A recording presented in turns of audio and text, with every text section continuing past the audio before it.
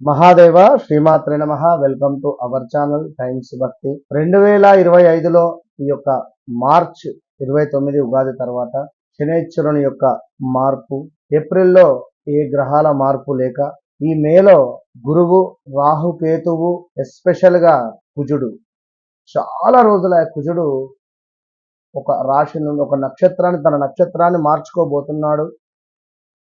సింహరాశిలోకి enter కాబోతున్నాడు ఇట్టి కుజ భగవానుడు. మరి కుజ భగవానుడు మరియు కేతువు సింహరాశిలోకి రాబోతున్నాయి. సో మరి రాహు వచ్చేసి కుంభానికి వెళ్ళబోతున్నాడు. ఇన్ని రోజులు ద్వితీయాతు అంటే రెండో భావంలో ఉన్నటువంటి కేతువు మూలకంగా ఏదో బద్ధకస్తాలు, చిరాకుగా అనిపించడాలు, ఏదైనా విషయం తెలుసుకోవాలనుకున్నా కూడా అశ్రద్ధ కల్పించడము, అట్టి విషయాలపై ఎందరికో కూడా జ్ఞానాన్ని ఇచ్చినటువంటి కేతువు, కొందరికి అజ్ఞానాన్ని ఇచ్చినటువంటి కేతువు. మరి రాహు మూలకంగా గత సంవత్సరంన్నర నుండి కూడా ఎంతో లబ్ధి పొందినటువంటి వారు ఈ బెట్టింగ్ యాప్స్ కావచ్చును, ఇలాంటివన్నీ కూడా ఈ సంవత్సరంన్నర లోపే అన్ని జరిగిపోయాయి. ఓడలు బండ్లు, బండ్లు ఓడలు. మరి ఇప్పుడు ఈ మే నెలలో ఈ గ్రహాల మార్పు వలన మనకు ఏ రాశి వారికి ఏ విధమైనటువంటి పరిస్థితి ఉండబోతుంది? దయచేసి ప్రేక్షకులు కానీ, ఈ యొక్క సబ్స్క్రైబర్స్ కానీ ఒక్క మాట అర్థం చేసుకోండి. మీరు జన్మించినటువంటి సమయానికి ఏర్పడేటువంటి లగ్నము, దశ, అంతర్దశ, మహాదశ, భుక్తి అండ్ మీ చాటు అండ్ నవాంశ, ఇవన్నీ చూసుకుంటే మనకు 100కు 90% యాక్యురేట్గా ఉంటుంది. చాలు. సో సింహరాశి అనగానే నాది సింహరాశి అని భయపడాల్సిన పని లేదు. మకర రాశి అనగానే నాది మకర రాశి, అబ్బా సూపర్, నాకు ఏలినాటి శని వెళ్ళిపోయిందని సంతోషపడ్డా బాధ లేదు. మేషరాశి అనగానే అయ్యో నాకు ఏలినాటి శని అని చెప్పి బాధపడాల్సినటువంటి అవసరం లేదు. ఏదో ఒక సంఘటన జరుగుతుంది, జరగదని కాదు. జాబ్ రిలేటెడా లేదా మెరిటికల్ లైఫ్ సంఘటన మాత్రమే జరుగుతుంది ఏదో ఒకటి.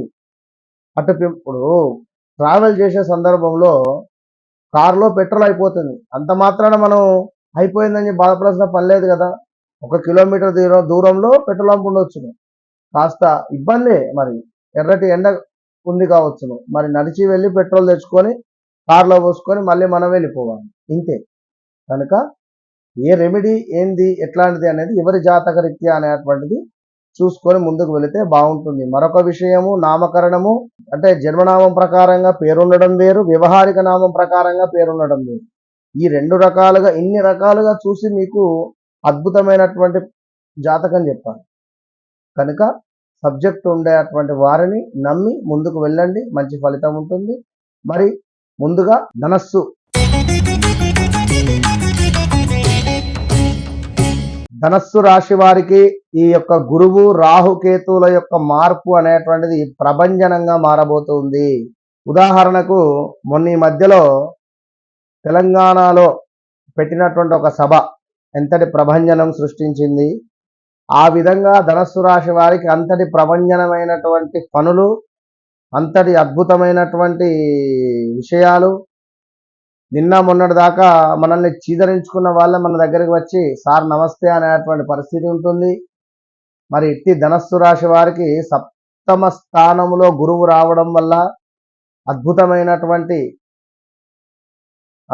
భార్య లేదా భర్త లభించడము, వివాహం కాని వారికి చాలా చక్కటి సంబంధం దొరకడము, తప్పకుండా చక్కటి జాబ్లో మంచి పేరు ప్రఖ్యాతలు రావడం కానీ, చక్కటి ఆరోగ్యం కావచ్చును, అన్నీ మొత్తము మీకు ఉండేటువంటి ఈ యొక్క అర్ధాష్టమ శని ఉన్నప్పటికీ, రాహు యొక్క ఇంపాక్ట్ ఉన్నప్పటికీ, కేతు యొక్క ఇంపాక్ట్ ఉన్నప్పటికీ, ఈ యొక్క గురువు మీకు సప్తమాత రావడం అనేటువంటిది ఎంతో విశేషము ధనస్సు రాశి వారికి.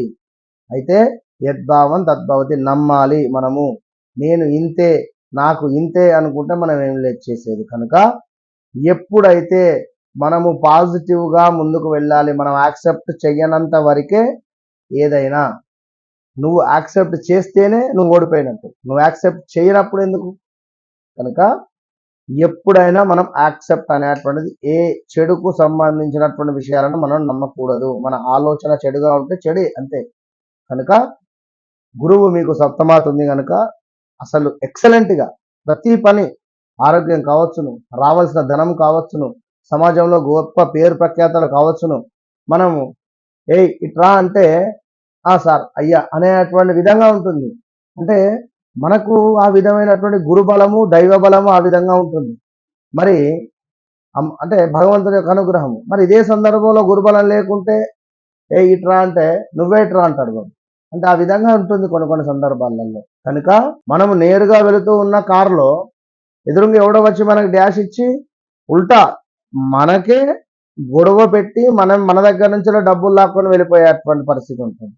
గురుబలం ఉంటే ఏం జరుగుతుంది? ఒకవేళ మనకు డాష్ జరగదు, ఇన్ కేస్ జరిగినప్పటికీ శనియో కానీ, రాహువు కానీ, కేతువు కానీ ఇంపాక్ట్ వల్ల మనకు ఏదో గ్రాచారం బాలేక ఒకవేళ మనకు యాక్సిడెంట్ అయితే ఎదుటి వ్యక్తి ఆగి మనతో మాట్లాడి ఏమైనా జరిగిందా అని చెప్పి మన బాగోగులు చూసి ఏమైనా డబ్బులు కావాలా అని చెప్పి ఇచ్చి వెళ్తారు.